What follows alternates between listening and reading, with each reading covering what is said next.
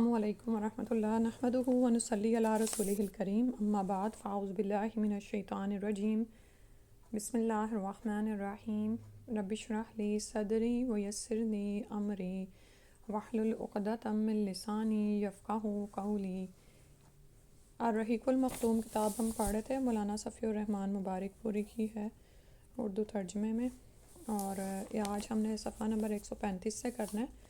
Heading ہے مہاجرین حبشہ کے خلاف قریش کی سازش، اور پچھلی دفعہ ہم نے ہجرت حبشہ پڑھی تھی، ٹھیک ہے۔ اس میں آپ کو یاد ہوگا کہ پہلی ہجرت حبشہ ہوئی بڑے سکون کے ساتھ ہوئی، لیکن جب وہ افواہ اڑی کہ مشرکین مکہ مسلمان ہو گئے ہیں، جب انہوں نے رسول صلی اللہ علیہ وسلم اور مومنین کے ساتھ سجدہ کیا، تو اس سے ایک طرح کا یعنی کہ افواہ گئی حبشہ میں، تو وہاں پہ مہاجرین واپس آئے، کچھ وہیں پر ہی تھے، لیکن جب یہاں پر دیکھا تو صورتحال ایسی نہیں تھی، تو دوسری ہجرت حبشہ ہوئی، اور اس میں یہ تھا کہ یہ بھی نکل تو گئے، لیکن اس کے بعد قریش مکہ نے ان کے خلاف ایک مکمل پلان کیا جو آج ہم انشاءاللہ پڑھیں گے، جو کہ قریش کی سازش کہلا رہی ہے یہاں پہ، کہ مہاجرین حبشہ کے خلاف پھر انہوں نے قریش نے سازش کیا کی۔ مشرکین کو سخت قلق تھا، یعنی افسوس تھا کہ مسلمان اپنی جان اور اپنا دین بچا کر ایک پرامن جگہ بھاگ گئے ہیں۔ اچھا، آپ یہ دیکھیں کہ یہاں پر قلق لکھا ہوا ہے، افسوس نہیں آ رہا، ٹھیک ہے، وہ میں نے آپ کے ترجمے کے لیے کیا، یعنی ایک ایسا، یعنی ان کے دلوں کو جیسے کوئی چیز پکڑ نہیں لیتی، کوئی چیز ٹھیس پہنچاتی ہے، یعنی یہ کوئی چھوٹی بات نہیں تھی ان کے لیے کہ اب مسلمان، وہ دین جس کے خلاف مشرکین مکہ اٹھ کھڑے ہوئے تھے اور ہر طرح کی تدبیر کر رہے تھے، وہ یہ بات کیسے برداشت کر سکتے تھے کہ مسلمان اپنی جان بھی بچا لیں، اپنا دین بھی بچا لیں، اور ایک ایسی جگہ پہ رہیں جہاں پر امن ہی امن ہے ان کے لیے۔ لہٰذا انہوں نے عمر بن عاص رضی اللہ عنہ اور عبداللہ بن ربیعہ کو، جو گہری سوجھ بوجھ کے مالک تھے اور ابھی مسلمان نہیں ہوئے تھے، ایک اہم سفارتی مہم کے لیے منتخب کیا۔ سفارت کاری مطلب یہ کہ ایک ملک سے دوسرے ملک میں جب کوئی سفیر جاتا ہے پیغامات لے کر، تو دو آدمی انہوں نے اس کے لیے منتخب کیے، اور ان دونوں کو نجاشی اور بطریقوں کی خدمت میں پیش کرنے کے لیے بہترین تحفے اور ہدیے دے کر حبشہ روانہ کیا۔ یعنی صرف بادشاہ کو ہی نہیں، اس کے ساتھ جو اس کے درباری تھے ان کے لیے بھی تحفے بھیجے، اور ایک طرح کی یہ کیا ہوتی ہے یعنی رشوت جس کو ہم کہہ سکتے ہیں۔ ان دونوں نے پہلے حبشہ پہنچ کر بطریقوں کو تحائف پیش کیے، پھر انہیں اپنے ان دلائل سے آگاہ کیا جن کی بنیاد پر وہ مسلمانوں کو حبش سے نکلوانا چاہتے تھے۔ جب بطریقوں نے اس بات سے اتفاق کر لیا کہ وہ نجاشی کو مسلمانوں کے نکال دینے کا مشورہ دیں گے، تو یہ دونوں نجاشی کے حضور حاضر ہوئے اور تحفے تحائف پیش کر کے اپنا مدعا یوں عرض کیا۔ اب آپ یہ دیکھیں کہ بادشاہوں کے دربار میں نا ہوتا کیا ہے کہ جو مشیر وزیر اور یہ لوگ ہوتے ہیں، یہی ظاہر مشورہ دے رہے ہوتے ہیں۔ کسی بھی جگہ پر ایک آدمی اکیلا تو کام نہیں کر رہا ہوتا، وہ ظاہر ہے ارد گرد سے مشورے بھی لیتا ہے، اس پر دوسروں کی سوچ بھی اثر انداز ہوتی ہے، الا یہ کہ وہ بالکل ہی ڈکٹیٹر ہو۔ تو اسی لیے اگر آپ کسی جگہ پر لیڈر ہیں تو اپنے ارد گرد اچھے نیک صالح لوگوں کا انتخاب کریں مشورے کے طور پر۔ بعض اوقات یہ ہوتا ہے کہ ہم صرف اپنی منوانا چاہ رہے ہوتے ہیں، تو ہمارے ارد گرد بھی ایسے ہی لوگ ہوتے ہیں، اور ہم انہی کو پسند کرتے ہیں اور اپنے مقربین میں شامل رکھتے ہیں جو ہماری ہاں میں ہاں ملاتے ہیں، ٹھیک ہے۔ لیکن آپ کا اصل خیر خواہ وہ ہوتا ہے، مثلا اگر آپ دین کی راہ میں لیڈرشپ پر ہیں اور آپ کے ارد گرد آپ کے ساتھی آپ کے حقیقی خیر خواہ ہیں، تو وہ آپ کے کاموں پر تنقید بھی کریں گے، ٹھیک ہے، اور آپ کو راہ پر رکھیں گے۔ اور یہ بہت ضروری ہوتا ہے کہ کسی بھی انسان ان کے راہ راست پہ رہنے کے لیے اس کے ارد گرد وزیر مشیر اور ایسے لوگ کس طرح کے ہیں، ٹھیک ہے، الا یہ کہ اللہ سبحانہ تعالیٰ حکمت عطا فرمائے اور انسان ایسے لوگوں سے بچے جو آپ کی غلط رہنمائی کریں۔ تو انہوں نے پہلے تو ان کو ایک طرح کی رشوت دی، انہیں یعنی اپنے ساتھ کر لیا۔ اب ایک طرح کا پورا میدان بنا کر انہوں نے نجاشی کے حضور حاضر ہوئے اور تحفے تحائف اس کو بھی دیے، اور اپنا مدعا یوں عرض کیا: اے بادشاہ، آپ کے ملک میں ہمارے کچھ ناسمجھ نوجوان بھاگ آئے ہیں، انہوں نے اپنی قوم کا دین چھوڑ دیا ہے، لیکن آپ کے دین میں بھی داخل نہیں ہوئے ہیں، ٹھیک ہے۔ اب یہ دیکھیں، بات کرنے سفارت کاری کے لیے ظاہر ہے کچھ اس طرح کے سمجھدار ہی لوگ منتخب کیے گئے تھے، اور وہ باقاعدہ اپنے لحاظ سے وہ بہترین دلائل لا رہے ہیں کہنے لگے بلکہ ایک نیا دین ایجاد کیا ہے جسے نہ ہم جانتے ہیں نہ آپ. ہمیں آپ کی خدمت میں انہی کی بابت یعنی ان کے بارے میں ان کے والدین، چچاؤں اور کنبے قبیلے کے عمائدین نے بھیجا ہے، یعنی جو سردار وغیرہ ہیں. مقصد یہ ہے کہ آپ انہیں ان کے پاس واپس بھیج دیں، کیونکہ وہ لوگ ان پر کڑی نگاہ رکھتے ہیں اور ان کی خامی اور عتاب کے اسباب کو بہتر طور پر سمجھتے ہیں. یعنی یہ کہ جو انہوں نے کیا ہے اب ان کو کیسی سزا ملنی چاہیے اور یہ سارا کچھ یہ وہ لوگ بہتر جانتے ہیں. جب یہ دونوں اپنا مدعا عرض کر چکے، یعنی اپنی بات کر چکے، جو بھی ایک طرح کا دعویٰ تھا جو انہوں نے دائر کیا، تو بطریقوں نے کہا بادشاہ سلامت، یہ دونوں ٹھیک ہی کہہ رہے ہیں، آپ ان جوانوں کو ان دونوں کے حوالے کر دیں، یہ دونوں انہیں ان کی قوم اور ان کے ملک میں واپس پہنچا دیں گے. ٹھیک ہے، یعنی میدان تو انہوں نے پہلے ہی تیار کیا ہوا تھا، بطریقوں کو اپنے ساتھ کیا ہوا تھا، تو انہوں نے بھی ان کی ہاں میں ہاں ملائی. لیکن نجاشی نے سوچا کہ اس قضیے کو گہرائی سے کھنگالنا اور اس کے تمام پہلوؤں کو سننا ضروری ہے. ٹھیک ہے، اس قضیے یعنی یہ جو فیصلہ اس کے سامنے یا مقدمہ کھڑا کیا گیا تھا جس کو اس نے کسی انجام تک پہنچانا تھا، تو اس نے چھان بین کا سوچا. عقل مند انسان تھا اور اللہ سبحانہ و تعالیٰ نے مسلمانوں کے لیے خیر کا راستہ نکالا ہوا تھا،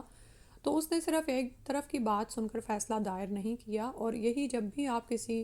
مینجمنٹ کی پوزیشن پر ہوں یا ایون اگر آپ گھر میں بھی ہیں اور معاملات آپ کے سامنے معاملہ دو بچوں کا پیش کیا جاتا ہے، یا آپ اگر ٹیچر کے مقام پر ہیں اور آپ کے سامنے معاملہ دو اسٹوڈنٹس کا پیش کیا جاتا ہے، یا اگر آپ ساس کے مقام پر ہیں اور بہو اور بیٹی کا معاملہ ہوتا ہے یا جو بھی اس طرح کے،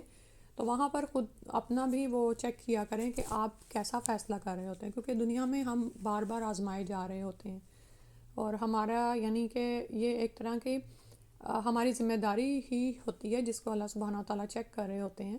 کہ انسان کسی کے فیوریٹزم میں یا کسی کے خلاف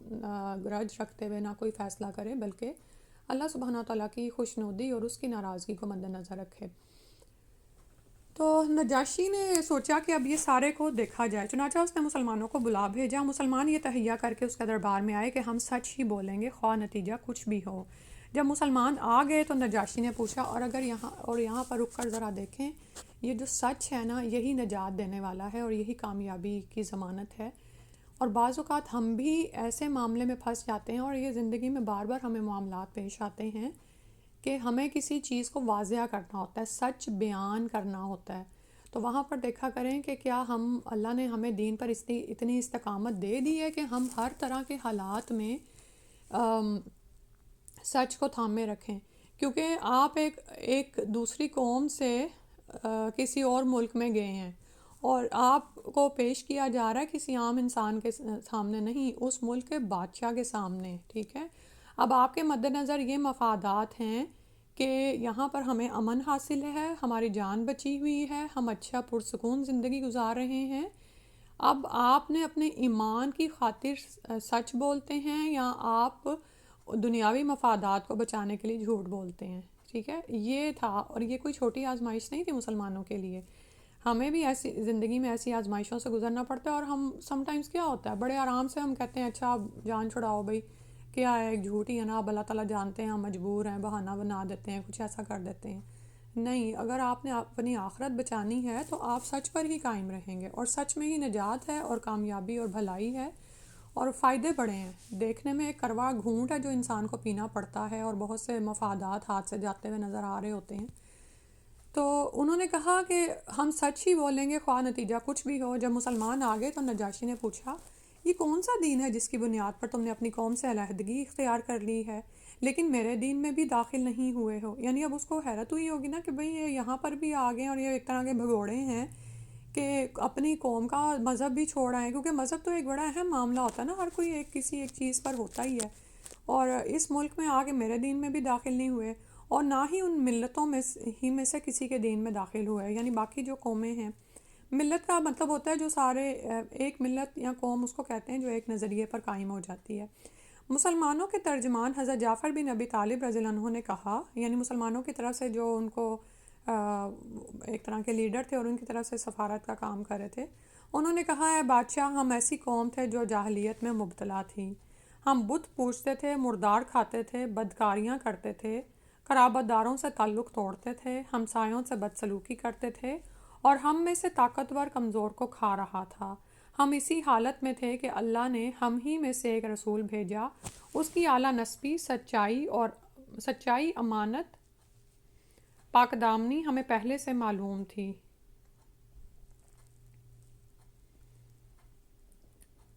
ایک سیکنڈ، ہاں، اس نے ہمیں اللہ کی طرف بلایا اور سمجھایا کہ ہم صرف ایک اللہ کو مانیں اور اسی کی عبادت کریں، اور اس کے سوا جن پتھروں اور بتوں کو ہمارے باپ دادا پوجتے تھے انہیں چھوڑ دیں۔ اس نے ہمیں سچ بولنے، امانت ادا کرنے، قرابت جوڑنے یعنی رشتہ داری جوڑنے، صلہ رحمی جس کو آپ کہیں گے، پڑوسی سے اچھا سلوک کرنے اور حرام کاری اور خون ریزی سے باز رہنے کا حکم دیا۔ اب اس میں آپ ساتھ ساتھ دیکھتے جائیں کہ ان کا بات کرنے کا انداز کیا ہے، کہ ہم بھی ایسی ہی حالت میں تھے کہ ہماری قوم جو تھی جاہل تھی، ہمیں پتہ نہیں تھا، ہم بتوں کی عبادت کر لیتے تھے، مردار کھا لیتے تھے، بدکاریاں کرتے تھے، صلہ رحمی یعنی قطع رحمی کرتے تھے، یعنی صلہ کو توڑ دیتے تھے، ہمسایوں سے بدسلوکی، طاقتور کمزور کو کھا رہا تھا۔ تو ہم میں سے ہی ایک رسول اللہ نے بھیجا، اس کی اعلیٰ نسبی یعنی اس کی شخصیت، اس کے کردار کی اب ضمانت دے رہے ہیں، سچائی، امانت اور پاک دامنی ہمیں پہلے سے معلوم تھی صلی اللہ علیہ وسلم۔ اس نے ہمیں اللہ کی طرف بلایا اور سمجھایا کہ ہم صرف ایک اللہ کو مانیں اور اس کی عبادت کریں، اور پتھروں اور جن بتوں کو ہمارے باپ دادا پوجتے تھے انہیں چھوڑ دیں۔ اور آپ یہ دیکھیں کہ یہاں پر عبادت کا حکم نہیں دیا جا رہا، جو بنیادی چیزیں نا وہ احکامات انہوں نے بتائے کہ اس نے ہمیں سچ بولنے، امانت ادا کرنے، قرابت جوڑنے، پڑوسی سے اچھا سلوک کرنے، یعنی جو معروف کام ہے نا، جو عام طور پر انسان کی فطرت انہی کی طرف مائل ہوتی ہے، کیونکہ ہر بندہ فطرت سلیم پر پیدا ہوتا ہے، لیکن پھر اس کا ماحول، اس کے والدین، وہ سب اس کو کچھ اور بنا دیتے ہیں۔ اور حرام کاری اور خون ریزی سے باز رہنے کا حکم دیا، کیونکہ ان دونوں میں بھی کیا ہے، دوسرے کا مال اور اس کی جان غصب کرنی ہے نا، تو یہ بھی ایک منکر چیز ہے جو ہر کوئی جانتا ہے، جس کو دین کا نہیں بھی پتہ وہ بھی ان چیزوں کو جانتا ہے۔ اور فواحش میں یعنی بے حیائیوں میں ملوث ہونے، ظاہری جو بے حیائیاں ہوتی ہیں ساری، ان میں ملوث ہونے، جھوٹ بولنے، یتیم کا مال کھانے اور پاک دامن عورتوں پر جھوٹی تہمت لگانے سے منع کیا۔ ٹھیک ہے، اور ظاہر ہے یہ ان کے ہاں یہ رائج تھیں، یتیم کا مال ہڑپ کر جاتے تھے، وراثت میں یتیموں اور عورتوں کو حصہ نہیں ملتا تھا۔ جھوٹ بول کے یعنی ظاہر ہے جب انسان حرام کاری پہ آمادہ اور دنیاوی مفادات کے پیچھے ہو تو پھر وہ جھوٹ بولنے سے بھی دریغ نہیں کرتا، اور پاک دامن عورتوں پر جھوٹی تہمت لگانا۔ تو اس نے ہمیں یہ حکم دیا کہ ہم صرف اللہ کی عبادت کریں، اس کے ساتھ کسی کو شریک نہ کریں۔ اس نے ہمیں نماز، روزہ اور زکوٰۃ کا حکم دیا۔ ٹھیک ہے، بات اوپر سے شروع ہوئی ہے جو بنیادی انسانی حقوق کا چارٹر ہے اور جس سے معاشرے میں امن اور سکون ہوتا ہے، اور اس کے بعد پھر عبادات۔ اسی طرح جعفر رضی اللہ عنہ نے اسلام کے کام گنائے، پھر کہا ہم نے اس پیغمبر کو سچا مانا، اس پر ایمان لائے اور اس کے لائے ہوئے دین خداوندی میں اس کی پیروی کی، چنانچہ ہم نے صرف اللہ کی عبادت کی، اس کے ساتھ کسی کو شریک نہیں کیا، اور جن باتوں کو اس پیغمبر صلی اللہ علیہ وسلم نے حرام بتایا انہیں حرام ماننا، اور جن کو حلال بتایا انہیں حلال جاننا۔ اس پر ہماری قوم ہم سے بگڑ گئی، اس نے ہم پر ظلم و ستم کیا اور ہمیں ہمارے دین سے پھیرنے کے لیے فتنے اور سزاؤں سے دوچار کیا، تاکہ ہم اللہ کی عبادت چھوڑ کر بت پرستی کی طرف پلٹ جائیں، اور جن گندی چیزوں کو حلال سمجھتے تھے انہیں پھر اور یہاں پر آئے گا میرا خیال ہے گندی چیزوں کو حرام سمجھتے تھے انہیں پھر حلال سمجھنے لگے۔ جب انہوں نے ہم پر بہت قہر و ظلم کیا، زمین تنگ کر دی اور ہمارے درمیان اور ہمارے دین کے درمیان روک بن کر کھڑے ہو گئے، تو ہم نے آپ کے ملک کی راہ لی۔ یعنی اب انہوں نے بتایا کہ ہم مظلوم ہو گئے تھے اس زمین پر، کہ یہ ہمیں ہمارے بنیادی حقوق بھی نہیں دے رہے تھے، کیونکہ یہ کسی کی شخصی آزادی کے خلاف ہے کہ آپ اس کو زبردستی کسی چیز پر رکھو۔ تو ہم نے آپ کے ملک کی راہ لی اور دوسروں پر آپ کو ترجیح دیتے ہوئے آپ کی پناہ میں رہنا پسند کیا۔ ٹھیک ہے، یعنی ہم نے آپ کو پریفر کیا، آپ نے جس طرح ہمارے ساتھ سلوک کیا، ہم اس کی وجہ سے آپ کی پناہ میں رہنا ہم نے پسند کیا، اور یہ امید کی کہ اے بادشاہ آپ کے پاس ہم پر ظلم نہیں کیا جائے گا۔ نجاشی نے کہا وہ پیغمبر جو کچھ لائے ہیں اس میں سے تمہارے پاس کچھ ہے؟ جعفر رضی اللہ عنہ نے کہا ہاں۔ نجاشی نے کہا ذرا مجھے بھی پڑھ کر سناؤ۔ جعفر رضی اللہ عنہ نے سورہ مریم کی ابتدائی آیات تلاوت فرمائیں۔ نجاشی اس قدر رویا کہ اس کی داڑھی تر ہو گئی، اور اتنی خوبصورت یہ آیات ہے نا۔ نجاشی کے تمام اسقف بھی حضرت جعفر رضی اللہ عنہ کی تلاوت سن کر اس قدر روئے کہ ان کے صحیفے تر ہو گئے۔ پھر نجاشی نے کہا کہ یہ کلام اور وہ کلام جو عیسیٰ علیہ السلام لے کر آئے تھے دونوں ایک ہی شمعدان سے نکلے ہوئے ہیں، یعنی ایک ہی جگہ سے آئے ہوئے ہیں، ایک ہی رہنمائی، ایک ہی طرف سے ہدایت کی روشنی آ رہی ہے۔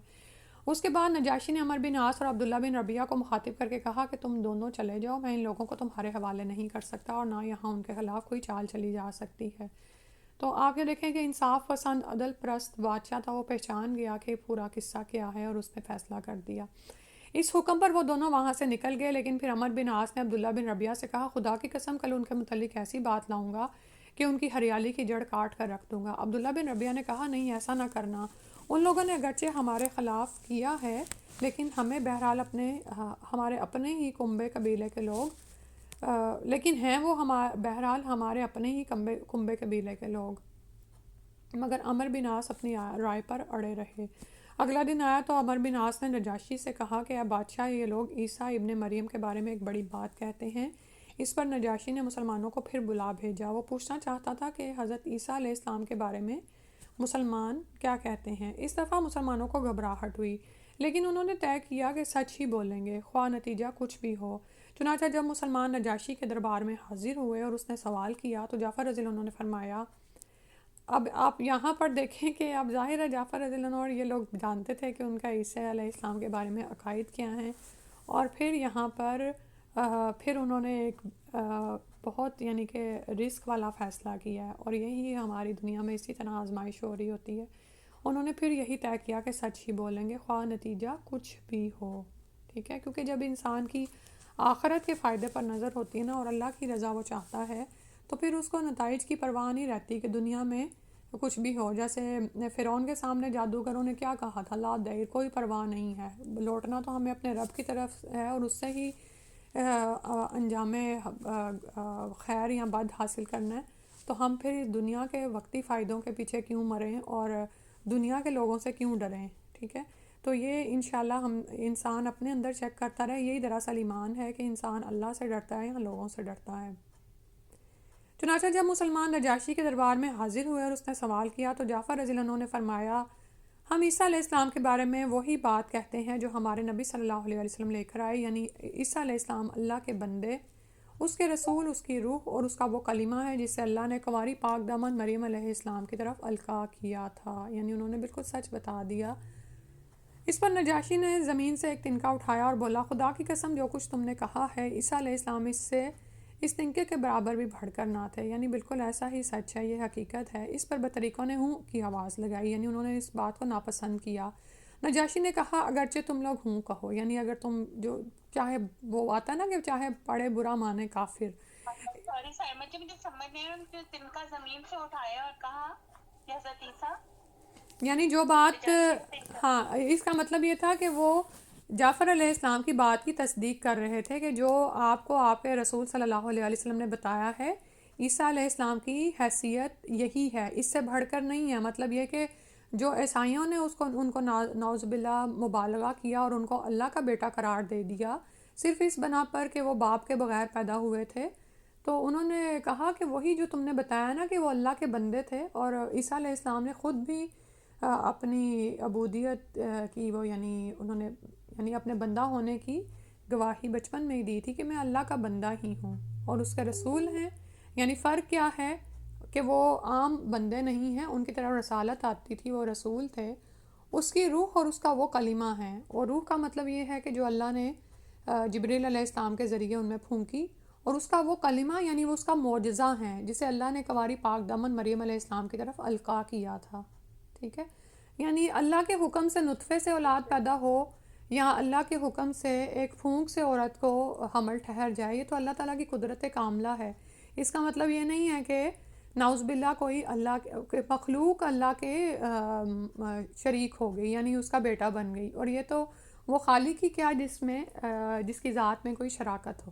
ہو۔ تو یعنی نجاشی نے اس پر آمنا و صدقنا کہا کہ میں ایسا ہی جانتا ہوں، لیکن اس پر اس کے جو وزیر مشیر اور وہاں کے سارے درباری تھے وہ ناراض ہوئے اور انہوں نے منہ سے اس طرح کا کلمہ نکالا ناپسندیدگی کا۔ تو نجاشی نے کہا چاہے پڑھے برا مانے کافر، میں نے تو جو حقیقت تھی وہ میں نے اس پر وہ اپنی یعنی کہ اپنی گواہی دی۔ اس کے بعد نجاشی نے مسلمانوں سے کہا جاؤ تم لوگ میرے قلم رو میں امن و ایمان سے رہو، جو تمہیں گالی دے گا اس پر تاوان لگایا جائے گا، مجھے گوارا نہیں کہ تم میں سے میں کسی آدمی کو ستاؤں اور اس کے بدلے مجھے سونے کا پہاڑ مل جائے۔ اب نجاشی نے بھی یہاں پر ایک طرح سے اپنے ایمان کو ظاہر کیا ہے کہ کچھ بھی ہو جائے، جو سچائی تم نے بیان کی ہے میں بھی اس پر ایمان لاتا ہوں، اور مجھے اب دنیاوی مفادات کی نہیں ہے۔ اگر یہ لوگ میرے درباری ہی جو ہیں جو میرے خلاف ہو رہے ہیں اور یہاں پھر ان باتوں کے بدلے مجھے سونے کا پہاڑ مل جائے، میں پھر بھی تمہیں کسی کے حوالے نہیں کروں گا۔ اس کے بعد اس نے اپنے حاشیہ نشینوں سے مخاطب ہو کر کہا، ان دونوں کو ان کے ہدیے واپس کر دو، مجھے ان کی کوئی ضرورت نہیں۔ خدا کی قسم اللہ تعالیٰ نے جب مجھے میرا ملک واپس کیا تھا تو مجھ سے کوئی رشوت نہیں لی تھی کہ میں اس کی راہ میں رشوت لوں، نیز اللہ نے میرے بارے میں لوگوں کی بات قبول نہ کی تھی کہ میں اللہ کے بارے میں لوگوں کی بات مانوں۔ سلمہ رضی اللہ عنہا جنہوں نے اس واقعے کو بیان کیا کہتی ہیں کہ اس کے بعد وہ دونوں اپنے ہدیے تحفے لیے بے آبرو ہو کر واپس چلے گئے، یعنی جو مقصد لے کر آئے تھے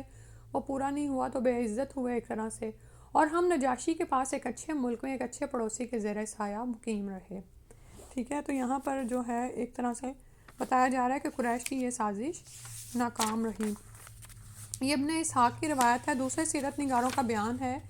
کہ نجاشی کے دربار میں عمر بن عاص رضی اللہ عنہ کی حاضری جنگ بدر کے بعد ہوئی تھی۔ بعض لوگوں نے تطبیق کی یہ صورت بیان کی ہے کہ عمر بن عاص رضی اللہ عنہ نجاشی کے دربار میں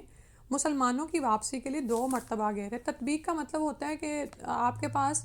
ایک بات کے متعلق 2 روایات آ رہی ہیں اور وہ دونوں ہی آتھنٹک ذرائع سے پہنچی ہیں، تو پھر کس کو ٹھیک مانا جائے؟ تو وہ پھر سمجھ میں یہ آتی ہے کہ ایسا ہو سکتا ہے کہ عمر بن عاص نجاشی کے دربار میں 2 دفعہ گئے ہوں، ٹھیک ہے، تو ایک دفعہ پہلے اور بعد میں یہ جو جنگ بدر کے بعد حاضری ہوئی ہے۔ جنگ بدر کی بعد کی حاضری کے ضمن میں جعفر رضی اللہ عنہ اور نجاشی کے درمیان سوال و جواب کی جو تفصیلات بیان کی جاتی ہیں وہ تقریباً وہی ہیں جو ابن اسحاق نے ہجرت حبشہ کے بعد کی حاضری کے سلسلے میں بیان کی ہیں۔ ایک سیکنڈ ہولڈ کیجیے گا۔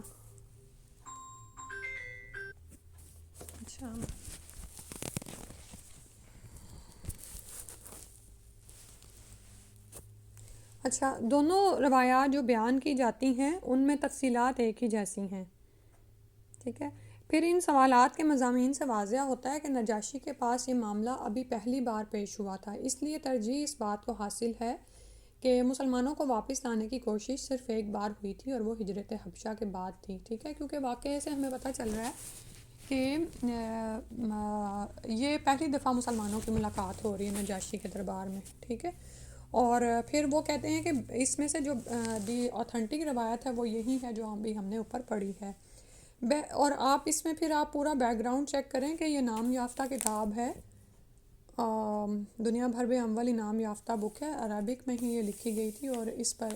اس زمانے میں یعنی سعودی حکومت کی طرف سے انعامات بھی رکھے گئے تھے، تو باقاعدہ پوری ریسرچ کر کے یہ انہوں نے لکھی ہے۔ جو مین بنیادی روایات ہیں نا، بہت سی ایسی روایات آپ یہ دیکھیں کہ سیرت کے بارے میں ہیں جن کا ہمیں پتہ نہیں چلتا کہ وہ سچ ہیں کہ نہیں، اور بعض اوقات ان کی بنیاد پر کچھ ایسے اعمال ہمارے زندگیوں میں شامل ہو جاتے ہیں جو مسنون نہیں ہیں، ٹھیک ہے، تو پھر سیرت نگاری میں بھی ایسی کتابوں کا ہی مطالعہ کرنا چاہیے جن کے اوپر آپ کا شرح صدر ہو کہ واقعات کو توڑ مروڑ کر یا بدل کر یا اس میں کچھ بھی جو چیز ہے، اللہ نہ کرے کسی کی نیت پر شک نہیں کیا جا سکتا،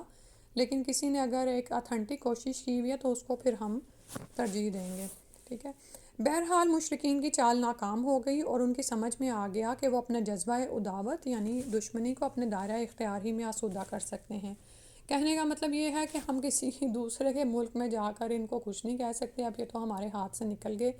اب ہم کچھ کر سکتے ہیں تو اپنے ہی ملک میں، لیکن اس کے نتیجے میں انہوں نے ایک خوفناک بات سوچنی شروع کر دی۔ در حقیقت انہیں اچھی طرح احساس ہو گیا تھا کہ اس مصیبت سے نپٹنے کے لیے اب ان کے سامنے 2 ہی راستے رہ گئے ہیں، یا تو رسول اللہ صلی اللہ علیہ وسلم کو تبلیغ سے بزور طاقت روک دیں، طاقت کا مطلب ہوتا ہے کہ ہر طرح کی جسمانی قوت صرف کر دیں، یا پھر آپ صلی اللہ علیہ وسلم کے وجود ہی کا صفایا کر دیں، نعوذ باللہ آپ کو ختم کر دیں، لیکن دوسری صورت ہر درجہ مشکل تھی کیونکہ ابو طالب آپ صلی اللہ علیہ وسلم کے محافظ تھے اور مشرکین کے عزائم کے سامنے آہنی دیوار بنے ہوئے تھے، یعنی لوہے کی طرح وہ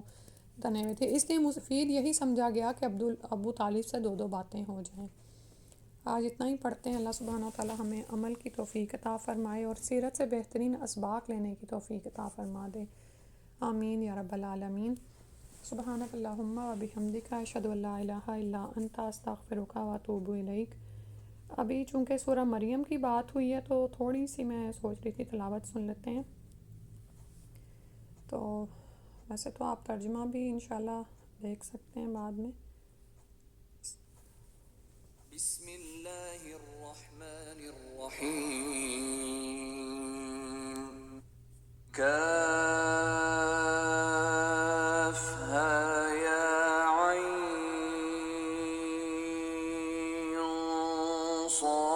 صاد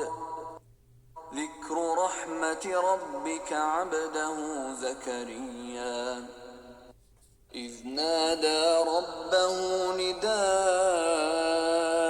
خفيا قال رب إني وهن العظم مني واشتعل الرأس شيبا ولم أكن بدعائك رب شقيا وإني خفت الموالي من ورائي وكانت امرأتي عاقرا فهب لي من لدنك وليا. اچھا، یہ میں نے ابتدا سے لگائی ہے کیونکہ ابتدا میں تو زکریا علیہ السلام کا واقعہ ہے، اس کے بعد آگے جا کر مریم علیہ السلام کا ذکر آ رہا ہے. ٹھیک ہے، وہ بھی تھوڑا سا سن لیتے ہیں. آیت نمبر 16 سے اس کا ذکر آتا ہے.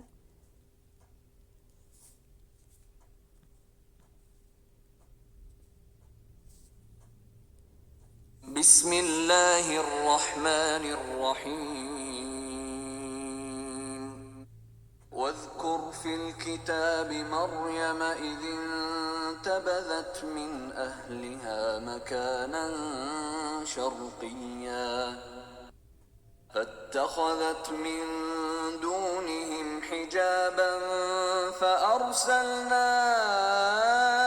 إليها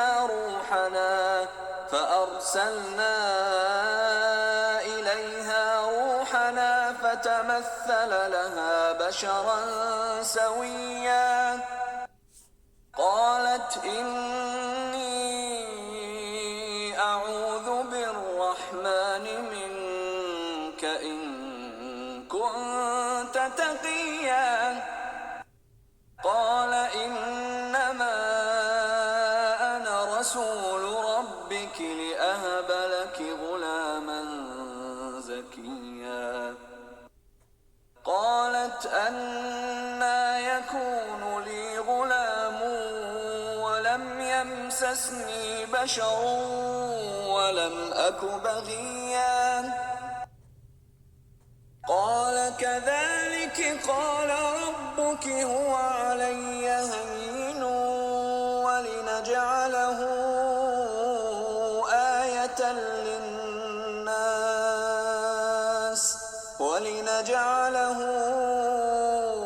آية للناس ورحمة منا وكان أمرا مقضيا. اچھا، یہاں پر اللہ سبحانہ تعالیٰ فرما رہے ہیں کہ پھر یہ کس طرح سے ہوگا، اور اس طرح پورا واقعہ آگے چل رہا ہے. انشاءاللہ آپ اپنے طور پہ بھی سنیے گا. اور جہاں پر عیسیٰ علیہ السلام اپنے بارے میں یعنی اپنے بارے میں بتاتے ہیں نا، وہ انشاءاللہ شروع ہو رہا ہے.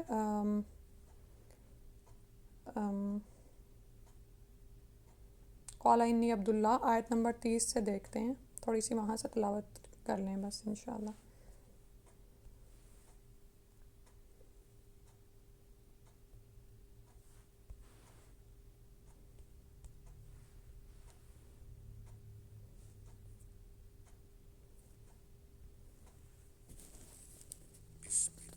الرحمن الرحيم قال إني عبد الله آتاني الكتاب وجعلني نبيا وجعلني مباركا أينما كنت وأوصاني بالصلاة والزكاة ما دمت حيا وبرا بوالدتي ولم يجعلني جبارا شقيا والسلام علي يوم ولدت ويوم أموت ويوم أبعث حيا ذلك عيسى ابن مريم قول الحق الذي فيه يمترون ما كان لله أن يتخذ من ولد سبحانه إذا قضى أمرا فإنما يقول له كن فيكون وإن الله ربي وربكم فاعبدوه هذا صراط مستقيم تو آپ یہ دیکھیں یہ جو آخر میں آ رہا نا کہ عیسیٰ علیہ السلام نے جب کلام کیا، سبحان اللہ، اور پھر آپ پورا واقعہ انشاءاللہ پڑھیے گا، اور جن لوگوں نے پڑھا ہوا ہے ان کو تو ایک طرح سے یاد دہانی ہو رہی ہوگی، اور ہمیں ان چیزوں کی یاد دہانی کی ضرورت پڑتی رہتی ہے، کیونکہ کبھی آپ عیسائیوں پر یہاں عیسائیوں سے ملیں تو وہ اپنے عقائد میں اور اپنے اس میں اتنے بلیفز میں پختہ ہیں، اور لیکن جب وہ بات کرتے ہیں تو اتنا کنفیوزنگ ہوتا ہے ان کا، سم ٹائمز اس کو فادر کہتے ہیں، سم ٹائم بیٹا، اور وہ پتہ نہیں کیا کیا ان کے اندر، لیکن ان کے اندر بھی جو حق پر ہیں نا تو وہ توحید پر قائم ہیں، ٹھیک ہے، اور وہ اس بات کو سمجھتے ہیں کہ ہمارے ہاں بھی اس کا جو ہم کہتے ہیں نا فادر سن، اور وہ حقیقی بیٹے کے اس میں نہیں وہ مانتے ہیں، ٹھیک ہے۔ تو اللہ تعالیٰ ہدایت دینے والا ہے۔ اب ہم دیکھتے ہیں کہ نجاشی کس طرح سے اس بات پر ایمان لے آیا، اللہ نے اس کے دل میں خیر اتاری۔ تو آیت نمبر 30 سے جہاں سے ہم نے پڑھا ہے میں تھوڑا سا ترجمہ پڑھ دیتی ہوں۔ بچہ بول اٹھا، میں اللہ کا بندہ ہوں، اللہ تعالیٰ نے مجھے کتاب دی ہے اور نبی بنایا ہے، اور جہاں کہیں بھی میں رہوں اس نے مجھے بابرکت بنایا ہے، اور جب تک میں زندہ رہوں مجھے نماز اور زکوٰۃ ادا کرنے کا حکم دیا ہے، اور یہ بھی کہ میں اپنی والدہ سے بہتر سلوک کرتا رہوں، نیز اللہ نے مجھے جابر اور بدبخت نہیں بنایا۔ اور یہ باتیں مجھے نا بڑی، یہ جب ہم پڑھتے ہیں، اور اسی طرح ہم نے زکریا علیہ السلام کا قصہ پڑھا نا تو بڑے دل کو کچھ ہوتا ہے کہ اچھا سبحان اللہ، اللہ تعالیٰ نے ان کو برکتیں عطا کیں، بچپن میں انہوں نے کلام کیا، نماز اور زکوٰۃ کا حکم کا فرما رہے ہیں، اور پھر یہ بات کہ برم بوالدتی، آپ دیکھیں گے کہ یحییٰ علیہ السلام کے لیے آتا ہے تو وہ ان کے لیے اپنے والدین آتا ہے، ماں اور باپ دونوں کا ذکر آتا ہے، یہاں پر اللہ تعالیٰ فرما رہے ہیں کیونکہ حق یہی ہے کہ عیسیٰ علیہ السلام کے والدین نہیں تھے، صرف والدہ تھیں، وبرم بوالدتی، یعنی اور یہ بھی کہ میں اپنی والدہ سے بہتر سلوک کرتا رہوں۔ اللہ سبحانہ تعالیٰ ہمیں بھی ایسی اولاد عطا فرمائے۔ نیز اللہ نے مجھے جابر اور بدبخت نہیں بنایا، اور سلام ہو مجھ پر جس دن میں پیدا ہوا اور جس دن میں مروں گا اور جس دن میں اٹھایا جاؤں گا زندہ کر کے۔ یہ ہے عیسیٰ ابن مریم کا قصہ۔ اللہ تعالیٰ فرما رہے ہیں ذالک عیسیٰ ابن مریم قول الحق الذی فیہ یمترون، یہی سچی بات ہے جس میں وہ جھگڑا کر رہے ہیں۔ جو بھی جھگڑے اختلافات پیدا ہوئے یہود و نصارہ کے مابین، یہود ایک حد کو نکل گئے اور نعوذ باللہ مریم علیہ السلام پر انہوں نے زنا کا الزام لگایا، اور مریم علیہ السلام اور اسی طرح عیسیٰ علیہ السلام کو انہوں نے کبھی ایک جگہ پہ ٹکنے ہی نہیں دیا، مسلسل ہجرت پر ان کو مجبور کرتے رہے، اور جو عیسائی تھے وہ دوسری حد کو نکل گئے کہ انہوں نے نعوذ باللہ مبالغے کی حد کی کہ رسول کو ہی بیٹے کے درجے پر پہنچا دیا۔ فرمایا اللہ تعالیٰ کو یہ شایان نہیں کہ کسی کو اپنا بیٹا بنائے، وہ ایسی باتوں سے پاک ہے، جب وہ کسی کام کا فیصلہ کرتا ہے تو بس یہ کہہ دیتا ہے کہ ہو جا تو وہ ہو جاتی ہے، کن فیکون، سبحان اللہ۔ یہ ہمارا اللہ تعالیٰ کی قدرت اور عظمت پر ایمان ہونا چاہیے کہ جب اللہ نے کہہ دی ہے تو وہ ہوگا، اللہ تعالیٰ کے حکم سے ہوگا، اور پھر اس سے ہم جب ان باتوں کو بار بار ریوائز کرتے ہیں نا تو پھر کیا ہوتا ہے کہ اللہ سے دعا مانگتے ہوئے دل میں ایک یقین اور اطمینان کی الگ ہی کیفیت پیدا ہو جاتی ہے۔ فرمایا اور آپ انہیں بتائیں کہ اللہ ہی میرا اور تمہارا رب ہے، لہٰذا اسی کی عبادت کرو، یہی سیدھی راہ ہے۔ سبحان اللہ، سبحانک اللہم و بحمدک، اشہد ان لا الہ الا انت، استغفرک و اتوب الیک۔ السلام علیکم و رحمۃ اللہ، جزاک اللہ خیرا کثیرا۔